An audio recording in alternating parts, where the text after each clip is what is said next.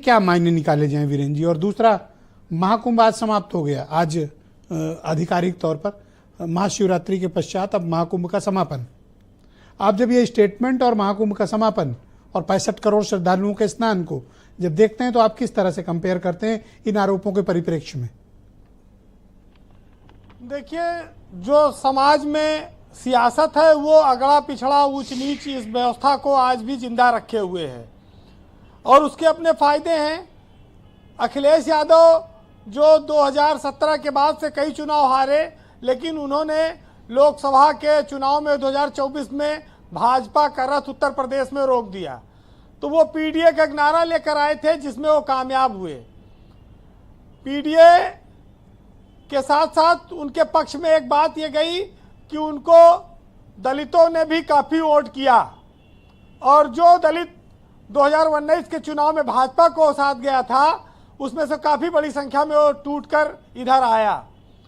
हालांकि भाजपा ने दलितों के घर पर भोजन करने का काफ़ी कार्यक्रम चलाया था, लेकिन उसके बाद भी वो दलित वोट पूरा हासिल नहीं कर पाई। मायावती भी अलग लड़ी, लेकिन उसके बावजूद बीजेपी की सीटें घटी उत्तर प्रदेश में। तो आज जो सियासत है वो उसी पर आगे बढ़ रही है और जब से योगी की सरकार आई तब से इस बात को लेकर काफ़ी आरोप लगने लगे कि अगड़ों को ज़्यादा महत्व मिलता है इस सरकार में, पिछड़े और दलित इस सरकार में उपेक्षित हैं। ये बात बहुत बार आई।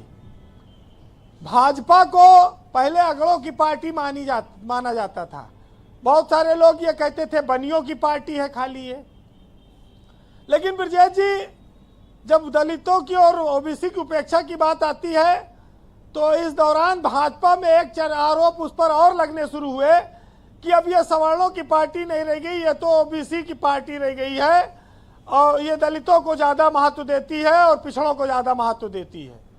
जो भाजपा के भीतर हैं वो भी बहुत सारे लोग इस बात को मानते हैं।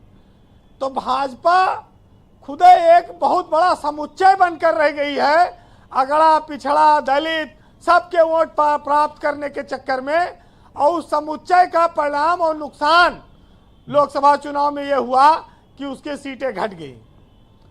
चारों तरफ नाव पे पार पसारते पसारते कई जगह से उसको नुकसान हो गया। अब इस देश में आते हैं कि जहां कोई धर्म, कोई देवता, कोई ग्रंथ ये नहीं कहता है कि किसी से ऊंच नीच, छुआछूत, जात पात, भेदभाव रखो, लेकिन वोट की खातिर ये खत्म होने नहीं देते हैं। अगर हम आप भूलना भी चाहें तो ये हरदम याद दिलाते हैं कि भूलो ना। तो समस्या इस बात की है कि जिसके पास पैसा है, ताकत है, वहाँ तो देखो कोई जात पात नहीं देखी जाती है। वहाँ तो लोग जाते हैं, उनके घर में भोजन भी करते हैं, उनको सम्मान देते हैं, उनके साथ गाड़ी घोड़ा में घूमना भी पसंद करते हैं। लेकिन जो कमज़ोर हैं वहाँ पर ये सब बातें आती हैं। पीडीए ने अखिलेश को एक नया जीवन दिया है, कहा जाए तो समाजवादी पार्टी की संजीवनी बना है, तो वो स्वाभाविक है इस मुद्दे को उठाएंगे और आज जनता में भी वो ये संदेश देने में कामयाब रहे कि वो पिछड़े और दलितों के लिए, संविधान की रक्षा के लिए, आरक्षण के लिए लड़ाई लड़ रहे हैं।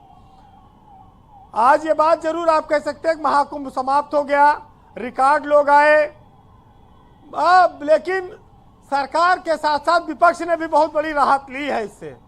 रोज आरोप लगता था वो गए नहाने कि नहीं, तुम्हारे नेता गए कि नहीं नहाने गए, तो अब विपक्ष वाले भी थोड़ा राहत पाएंगे और सरकार अब इस आयोजन। अरे मैं तो देखता था सुरेंद्र राजपूत इतने परेशान रहते थे, अनिल दुबे, अनिला सिंह से ज्यादा कौन जाने इस बात को। बोलिए वीरेंद्र जी।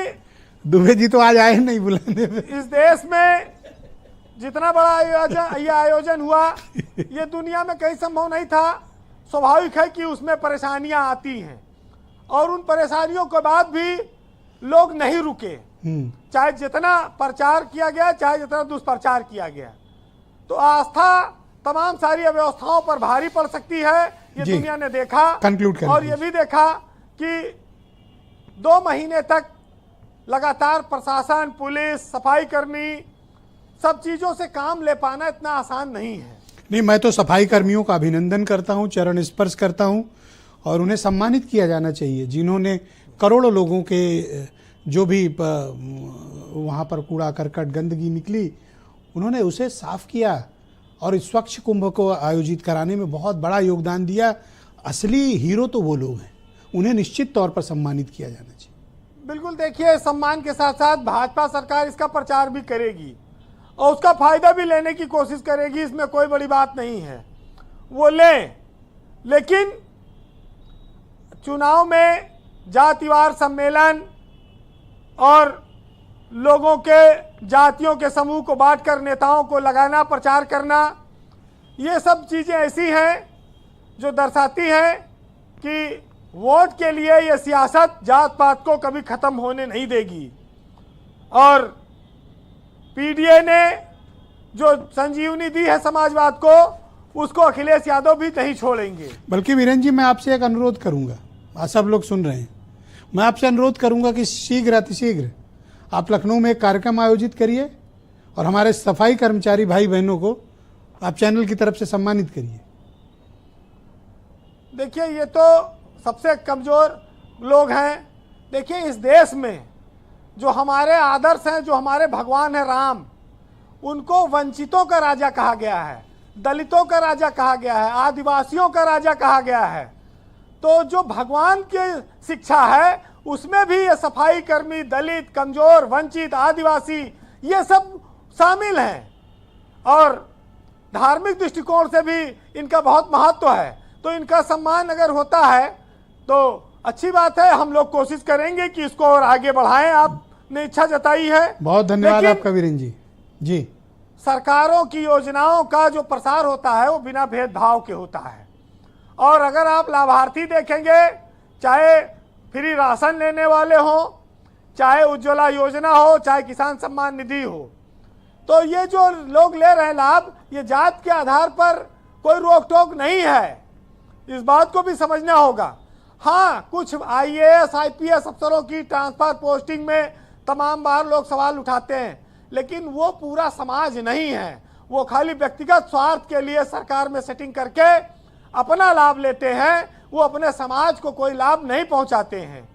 ऐसे अफसर सब लोग जानते हैं और इसी वजह से सरकार बदनाम होती है और योगी सरकार पर भी यह आरोप हमेशा से लगता रहा है। जी वीरेंद्र जी, कंक्लूड करें। ब्रजेश जी, हर दौर में ये बात सच रही है और रहेगी, लेकिन आज मैं धूमिल जी की वो रचना फिर से याद दिलाऊंगा और लोग सोचें, इस पर मजबूर हो कि ताकत हमेशा तीसरे के हाथ में रही है, वही खेलेगा जिसके पास सत्ता होगी, जिसके पास चाबी होगी। सुनिएगा, धूमिल जी ने कहा था कि एक आदमी रोटी बेलता है, एक आदमी रोटी खाता है, एक तीसरा आदमी भी है जो ना रोटी बेलता है और ना रोटी खाता है, वो सिर्फ रोटी से खेलता है। मैं पूछता हूं कि वो तीसरा आदमी कौन है और मेरे देश की संसद क्यों मौन है? ये तीसरा आदमी के बारे में तो सुरेंद्र राजपूत जी से बेहतर कौन बता पाएगा, वो तीसरा आदमी कौन है। मुझे लगता है ये बेस्ट सुटेबल जो ये तीसरे आदमी के बारे में बताएंगे। बहुत शुक्रिया आपका वीरेंद्र जी, और आपने मेरे अनुरोध को स्वीकारा, इसके लिए आपका बहुत धन्यवाद। मैं अपेक्षा करूंगा कि आप सफाई कर्मचारी भाई बहनों के सम्मान में एक कार्यक्रम शीघ्र आयोजित करेंगे। आपका बहुत शुक्रिया। मैं इस परिचर्चा का दूसरा चरण प्रारंभ करता हूं। राजकुमार भाटी मेरे साथ